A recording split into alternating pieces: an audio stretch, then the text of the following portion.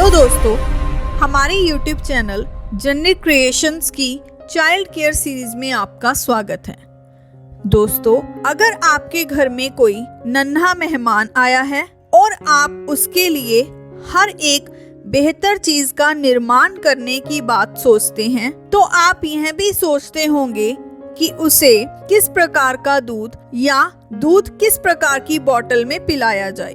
दोस्तों, वैसे तो हर बच्चे के लिए लगभग 6 महीने तक माँ का दूध ही अनिवार्य होता है, लेकिन ऐसी औरतें जो घर में रहकर अपने बच्चों की देखभाल नहीं कर सकती या किसी मजबूरी के कारण या फिर नौकरी के कारण घर से बाहर जाना पड़ता है और वो माँ अपने बच्चे को अपना दूध नहीं पिला पाती, वह माएं अपने बच्चे के लिए बेहतर बॉटल का चुनाव कर सकती हैं, जिससे कि आपका बच्चा इन्फेक्शन से बचा रहे। तो चलिए दोस्तों, आज हम इसी विषय पर बात करते हैं कि बच्चे के लिए किस प्रकार की बॉटल बेहतर है।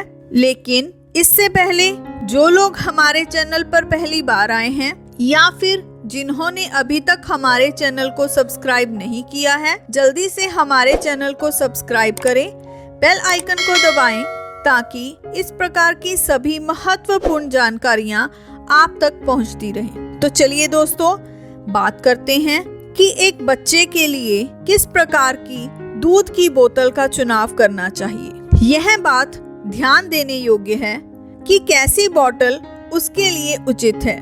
दोस्तों, मार्केट में बच्चों को दूध पिलाने के लिए तरह तरह की बोतलें उपलब्ध हैं, जिनमें प्लास्टिक की बोतल, कांच की बोतल या फिर स्टील की बोतल। जैसे प्लास्टिक की बोतल कांच की तुलना में हल्की होती है और टूटने का कोई खतरा नहीं होता है। हालांकि ये कांच की तरह ज्यादा दिनों तक चलती नहीं है।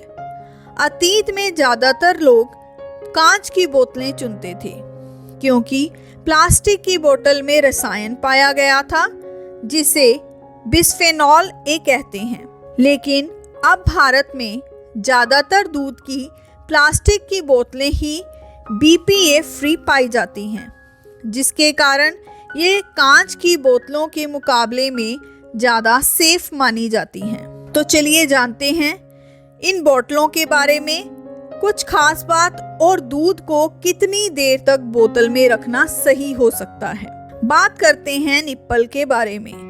ज्यादातर दूध की बोतलों के निप्पल सिलिकॉन और लैटेक्स के बने होते हैं जो अलग अलग शेप में आते हैं। हालांकि इनमें से निकलने वाली दूध की धार निप्पल की छेद पर निर्भर करती है।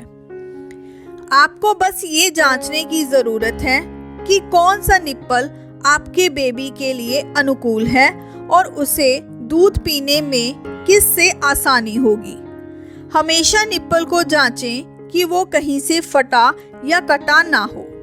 अगर ये कहीं से कटा या बेरंग हो तो उसे तुरंत बदल लें, क्योंकि बॉटल का निप्पल ही बेबी के लिए बेहतर होना आवश्यक माना गया है।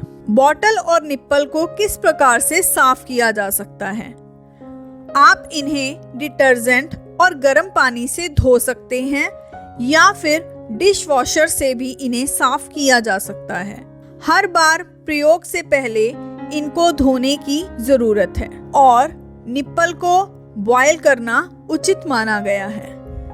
आपको प्लास्टिक की बोतलें हाथ से ही धोनी चाहिए, क्योंकि कुछ अन्य अध्ययनों में यह बताया गया है कि गर्म तापमान के कारण प्लास्टिक से रसायन लीक होने लगते हैं। ज्यादातर एक्सपर्ट्स मानते हैं कि हमें प्लास्टिक की बोतलों को उबालना नहीं चाहिए, बल्कि उन्हें गर्म पानी से केवल धोना चाहिए और केवल बोतल के निप्पल को ही उबालना चाहिए। बोतल के निप्पल को 3 से 5 मिनट तक उबालना सही समय माना गया है।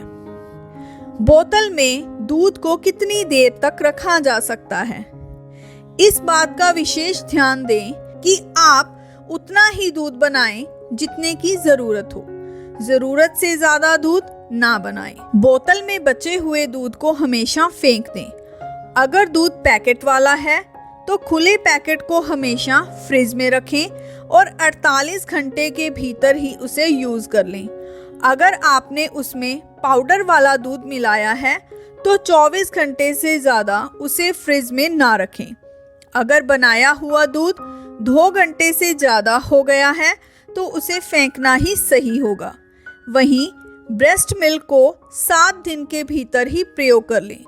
ब्रेस्ट मिल्क को 0 डिग्री पर 3 महीने तक फ्रिज में रखा जा सकता है, जबकि डीप फ्रिज में उसे 6 महीने तक रखा जा सकता है। तो दोस्तों, हमें उम्मीद है कि आपको हमारी ये बताई गई जानकारी अच्छी लगी होगी और आप अपने बच्चे के लिए सही BPA फ्री बॉटल का ही चुनाव करें और बॉटल खरीदने से पहले उसके निप्पल की शेप पर विशेष ध्यान दें कि वह निप्पल आपके बच्चे के लिए सॉफ्ट हो, जिसे वो आसानी से मुंह में ले पाए। तो दोस्तों, हमारी इस जानकारी को ज़्यादा से ज़्यादा लाइक करें और अन्य मित्रों के साथ शेयर करें।